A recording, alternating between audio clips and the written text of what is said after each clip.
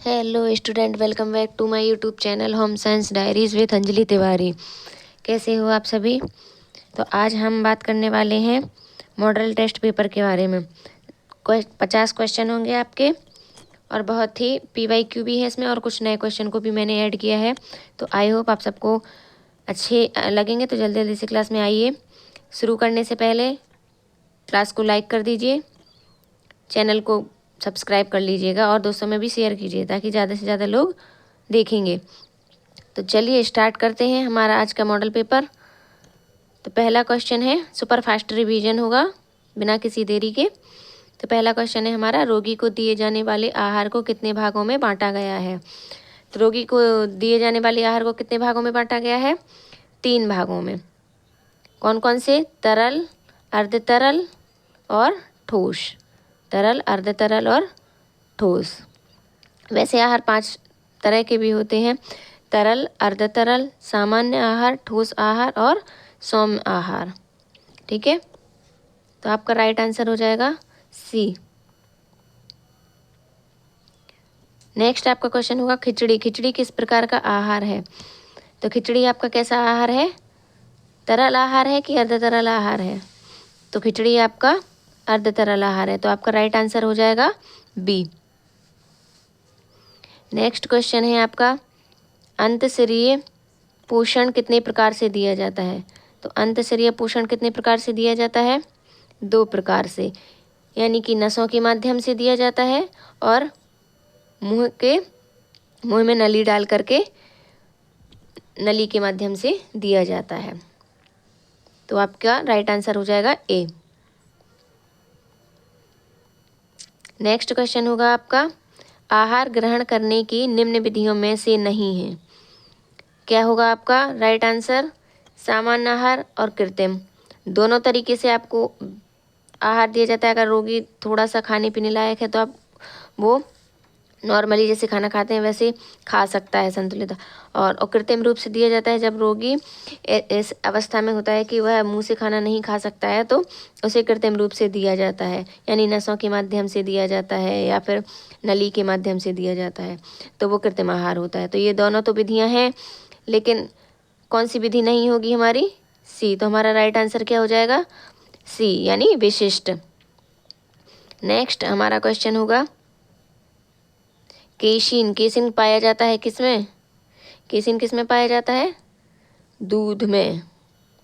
आपका right answer हो जाएगा ए। नेक्स्ट चलते हैं, बुद्धि के एक तत्व के सिद्धांत के प्रतिपादक कौन है? बुद्धि का एक कल सिद्धांत किसने दिया था? स्पीयरमैन, बकिंघम या टर्मन या फिर अल्फ्रेड बिने? तो आपका राइट आंसर क्या हो जाएगा? अल्फ्रेड बिने। बिने ने आपका एक तत्व का सिद्धांत दिया था। द्वितत्व का सिद्धांत किसने दिया था? द्वितत्व का सिद्धांत दिया था स्पीयरमैन ने। और टर्मन ने क्या दिया था? बुद्धि लब्धि, है ना? बुद्धि लब्धि का सूत्र बनाया था कि बुद्धि लब्धि का प्रत्यय बताया था। तो स्पीयरमैन ने आपका द्वि सिद्धांत दिया था, अल्फ्रेड बिने ने एक तत्व का सिद्धांत बताया था। तो आपका राइट आंसर हो जाएगा डी। क्या हो जाएगा? डी। नेक्स्ट चलते हैं। नेक्स्ट क्वेश्चन है हमारा, सरसों के तेल में मिलावट किया जाने वाला पदार्थ है। सरसों के तेल में किसकी मिलावट की जाती है? तिल के तेल की, अजीनोमोन तेल की, मूंगफली का तेल या फिर सोयाबीन का तेल? तो किसकी की जाती है? अजीनोमोन तेल की। आपका राइट आंसर हो जाएगा बी।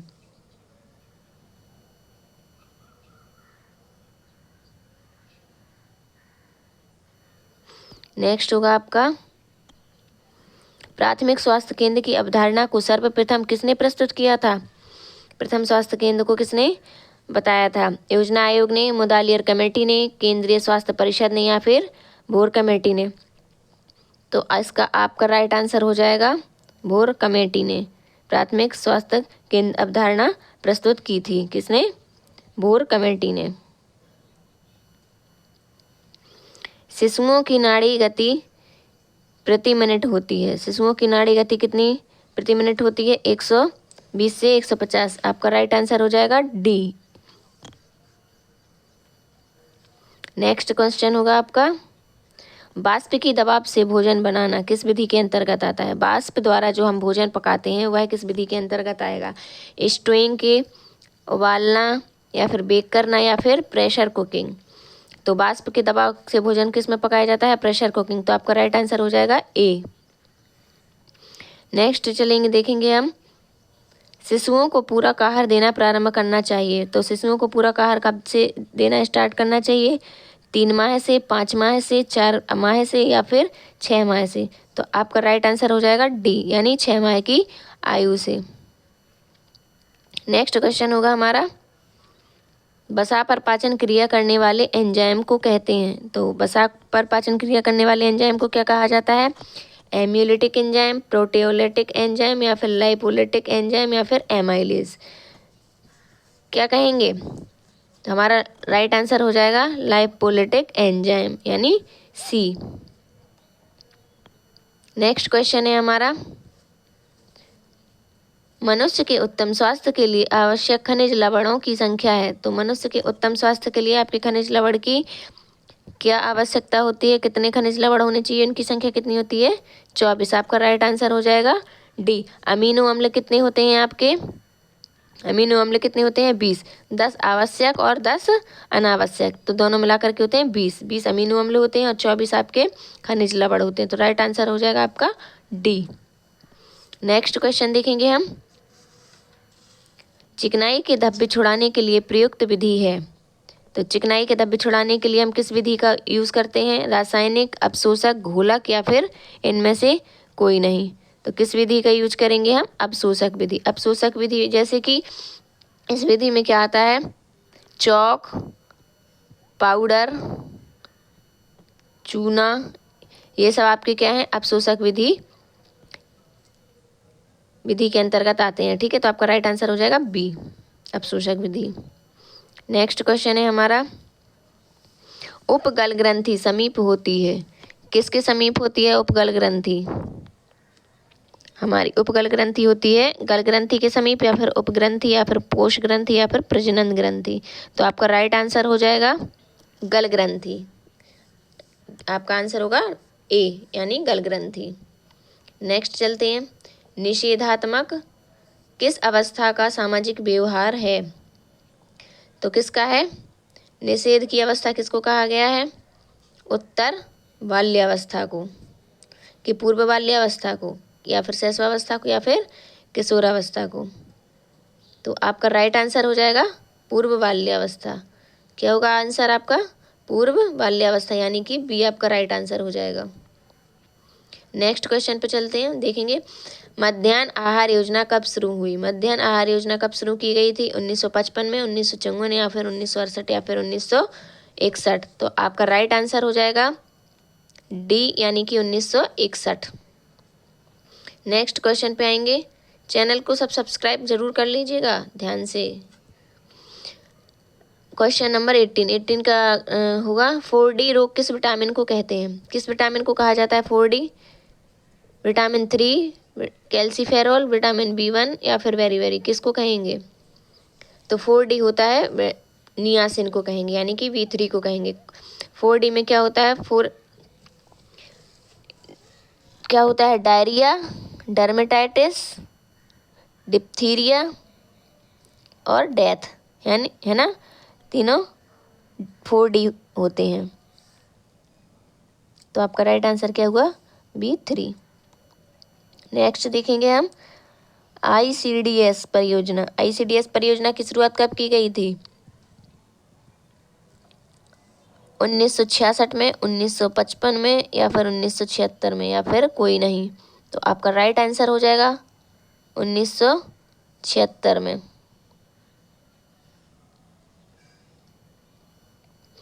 नेक्स्ट क्वेश्चन होगा आपका, कौन सी एक प्रसिद्ध लोहाना समुदाय की कला है? तो लोहाना समुदाय की कला कौन सी है? चंबा, बन्नी, बाग, या फिर कशीदाकारी? तो आपका राइट आंसर हो जाएगा बी, बन्नी, या फिर हीर भारत? तो आपका राइट आंसर हो जाएगा बी। नेक्स्ट क्वेश्चन देखेंगे हम, निम्नलिखित में से कौन सा जानबूझकर की गई मिलावट का उदाहरण है? जानबूझकर जो हम मिलाते हैं खाद्य पदार्थों में, उस मिलावट को किसका उदाहरण कहेंगे? शुद्ध घी में वनस्पति घी मिलाना, मसाले में गंदगी धूल बीजों को मिलाना, शहद में चीनी की चाशनी मिलाना, या फिर उपयुक्त में से एक से अधिक। तो शुद्ध घी में वनस्पति मिलाया है, सही है। मसाले में गंदगी धूल बीज मिला दिया जाता है, सही है। शहद में चीनी की चाशनी मिलाते हैं, ये भी सही है। तो आपका राइट आंसर हो जाएगा डी, यानी कि उपयुक्त में से एक से अधिक। नेक्स्ट क्वेश्चन पे चलेंगे हम। कौन सी रेखा गोलाई और कोणीयता पर जोर देती है? तो कौन सी रेखा कोणीयता पर जोर देगी आपकी? तो भाई आपका राइट आंसर हो जाएगा इसका लहरदार, डी। ठीक है। तिरछी रेखा क्या करती है आपकी? प्रसन्नता का प्रतीक होती है। आगे चलेंगे। Next question. कश्मीर कढ़ाई में शंकुधारी डिजाइन को कहा जाता है, क्या कहा जाता है? हुक, कसावा, जालौर या फिर कुंज बूटा। तो कश्मीर कढ़ाई में शंकुधारी डिजाइन को कहा गया है, तो इसका राइट आंसर होगा आपका कुंज बूटा, यानी डी आपका राइट आंसर हो जाएगा। नेक्स्ट देखेंगे मंजूषा पेंटिंग। मंजूषा पेंटिंग कहाँ प्रसिद्ध है? मंजूषा पेंटिंग आपकी कहाँ पर प्रसिद्ध है? बिहार में, भागलपुर में, उपयुक्त दोनों में, या फिर कोई नहीं। तो आपका राइट आंसर हो जाएगा उपरोक्त दोनों, उपरोक्त दोनों। नेक्स्ट, यह एक बहुत पुरानी धागे की जो चौकोर रूमाल पर की जाती है, तो क्या कहलाती है? कौन सी कढ़ाई कहलाती है? फुलकारी, कांथा, चंबा या फिर कसूती। तो पुराने धागे की कढ़ाई और जो चौकोर रूमाल पर की जाती है कौन सी होती है? कसूती कढ़ाई होती है, जो सूत के द्वारा पुराने धागे से की जाती है। तो आपका राइट आंसर हो जाएगा, नहीं, आपका राइट आंसर हो जाएगा सी, यानी चंबा। कसूती कहाँ की है आपकी? काठियावाड़ की कढ़ाई है, काठियावाड़ की कढ़ाई है। फुलकारी कहाँ पे की जाती है? पंजाब में की जाती है। चंबा कांथा कहाँ की जाती है? आपके बंगाल में की जाती है। और चंबा कहाँ पे होती है? हिमाचल प्रदेश में। ठीक है, तो आपका राइट आंसर क्या हो जाएगा? राइट आंसर हो जाएगा सी। नेक्स्ट क्वेश्चन पे आएंगे। एक व्यक्ति जो पास की वस्तुओं को स्पष्ट रूप से देख सकता है लेकिन दूर की वस्तुओं को स्पष्ट रूप से नहीं देख सकता है, वह पीड़ित है। किससे पीड़ित होता है? जो मतलब पास की वस्तुओं को तो देख लेता है लेकिन दूर की वस्तुओं को नहीं देख पाता है, तो उसको क्या कहेंगे? मायोपिया। क्या कहेंगे? मायोपिया आपका राइट आंसर हो जाएगा।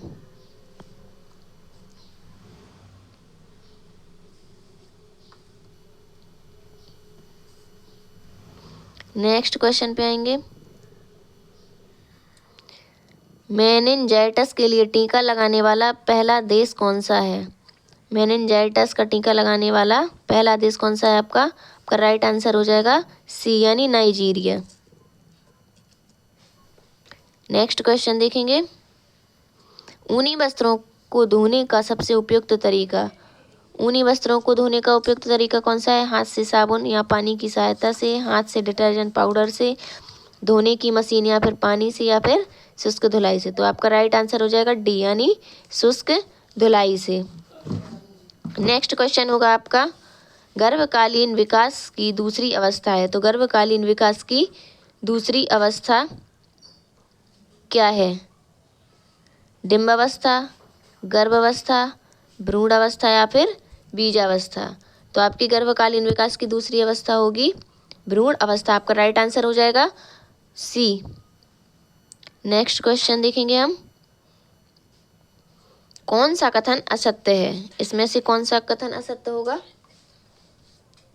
विकास केवल परिपक्वता का परिणाम है, विकास एक अविराम प्रक्रिया है, विकास की प्रत्येक अवस्था की अपनी कुछ विशेषताएं होती हैं, या फिर विकास सामान्य से विशेष की ओर होता है। तो इनमें से आपका राइट आंसर क्या होगा?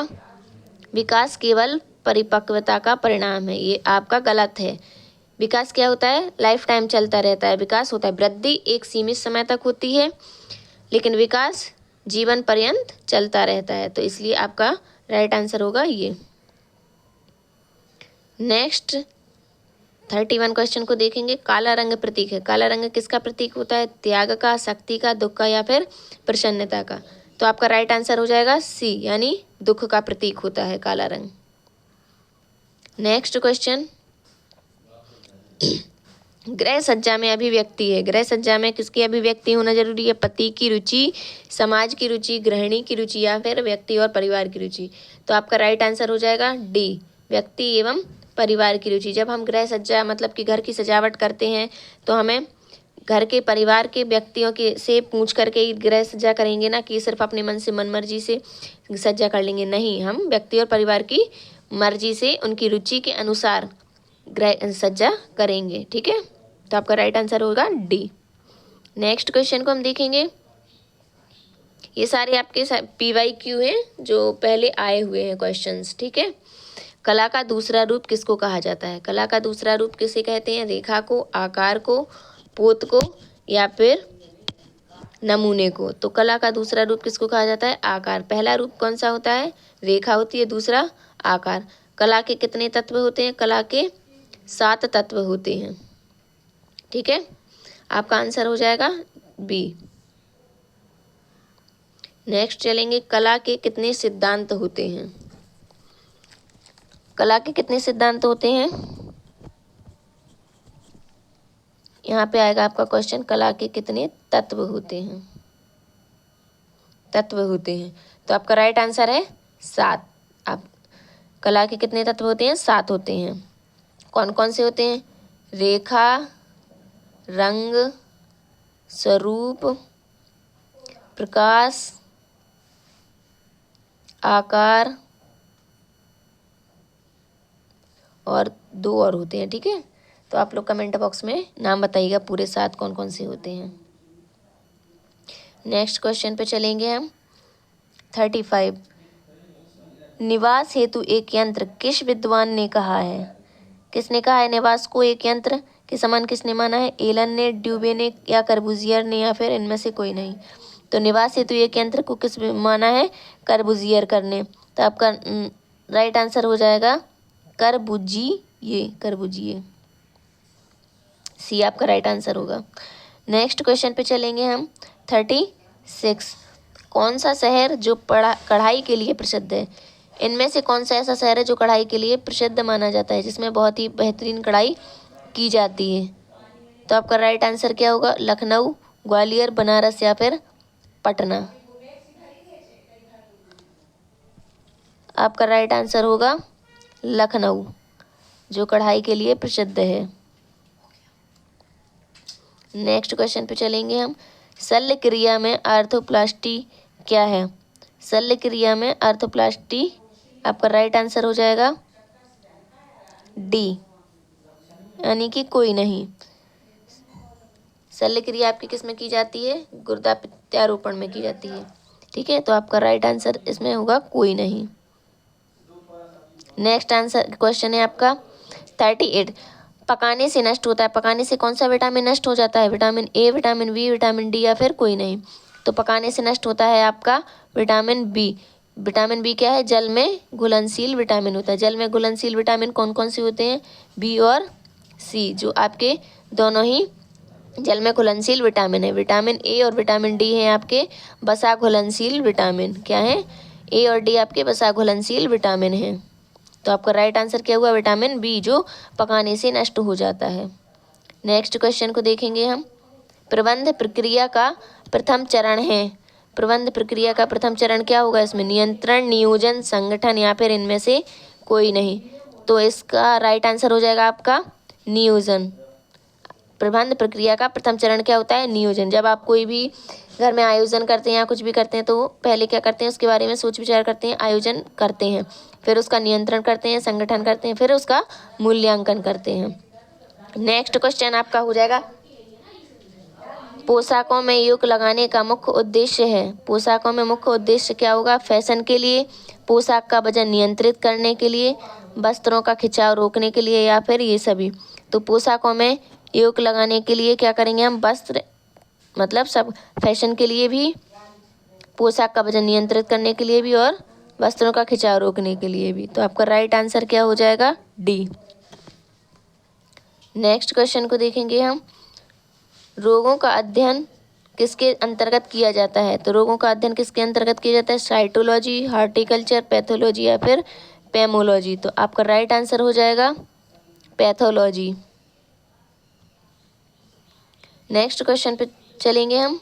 42 50 क्वेश्चन की सीरीज है, जो बहुत ही अच्छे क्वेश्चन है इसमें, और पुराने भी और नए क्वेश्चन को भी जोड़ा गया है। तो नेक्स्ट क्वेश्चन है हमारा 42, ग्रह व्यवस्था की प्रक्रिया है। ग्रह व्यवस्था की प्रक्रिया क्या होगी?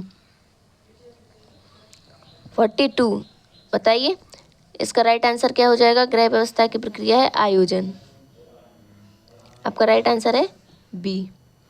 नेक्स्ट क्वेश्चन को देखेंगे हम। 43, इंद्रधनुष में कितने रंग होते हैं? इंद्रधनुष में कितने रंग होते हैं? 5, 8, 7 या फिर 3। आपका राइट आंसर हो जाएगा 7, यानी सी, 7 होते हैं। क्या कहते हैं उनको? बिब ग्योर। बिब ग्योर, बिब ग्योर। आपका राइट आंसर हो जाएगा सी। नेक्स्ट, वैक्यूम क्लीनर जिसके द्वारा गृहिणी को कम श्रम व शक्ति लगती है, उसका भाग है। क्या है? सेफ्टी बल्ब, नोजल पंखा, कैबिनेट चिल ट्रे या फिर उपयुक्त सभी। तो आपका राइट आंसर हो जाएगा बी, नोजल और पंखा। जो वैक्यूम क्लीनर में नोजल और पंखा लगाया जाता है, उससे कम श्रम और शक्ति लगती है, उसका भाग नोजल और पंखा है। तो आपका राइट आंसर हो गया बी। नेक्स्ट क्वेश्चन होगा आपका, 3 दीवार वाले रसोई घर को कहते हैं। 3 दीवार वाले रसोई घर को क्या कहते हैं? किस प्रकार का होता है? मतलब यू आकार का, एल आकार का, डी आकार का या प्लेन आकार का। तो 3 दीवार वाला रसोई घर आपका यू आकार का होता है। इसका राइट आंसर हो जाएगा ए। नेक्स्ट क्वेश्चन होगा हमारा, एस्बेस्टस के तंतु होते हैं। एस्बेस्टस के तंतु कैसे होते हैं? कृत्रिम तंतु, जंतु तंतु या फिर वनस्पति तंतु या फिर खनिज तंतु। तो एस्बेस्टस यानी सोना चांदी, जो सोना चांदी धातु के जो भी होते हैं वो खनिज तंतु कहलाते हैं। तो आपका राइट आंसर हो जाएगा खनिज तंतु, यानी डी आपका राइट आंसर। नेक्स्ट क्वेश्चन होगा हमारा, सिरका। सिरका किसका जलीय विलयन है? ऑक्सीजन अम्ल, एसिटिक अम्ल, नींबू का अम्ल या फिर हाइड्रोक्लोरिक अम्ल। तो क्या होगा सिरका? आपका राइट आंसर हो जाएगा एसिटिक अम्ल, यानी बी आपका राइट आंसर। नेक्स्ट क्वेश्चन देखेंगे, योजना बनाना एक प्रक्रिया है। योजना बनाना किस प्रकार की क्रिया होती है? शारीरिक या फिर मानसिक या फिर दोनों या फिर कोई नहीं। तो योजना बनाना आपकी मानसिक प्रक्रिया है। जो भी हम सोचते विचारते हैं या किसी भी चीज़ के बारे में हम योजना बनाते हैं, तो पहले हम दिमागी रूप से सोचते हैं, तो उसको बोलते हैं मानसिक क्रिया, यानी योजना बनाना एक प्रक्रिया है। तो आपका राइट आंसर क्या हुआ? बी। नेक्स्ट क्वेश्चन पे देखेंगे हम, चाय में पाया जाता है। चाय में क्या पाया जाता है? थियोफाइटिन, कैफीन, टैनिक अम्ल या फिर सभी। तो आपके ये सभी पाया जाता है, तो आपका राइट आंसर होगा डी।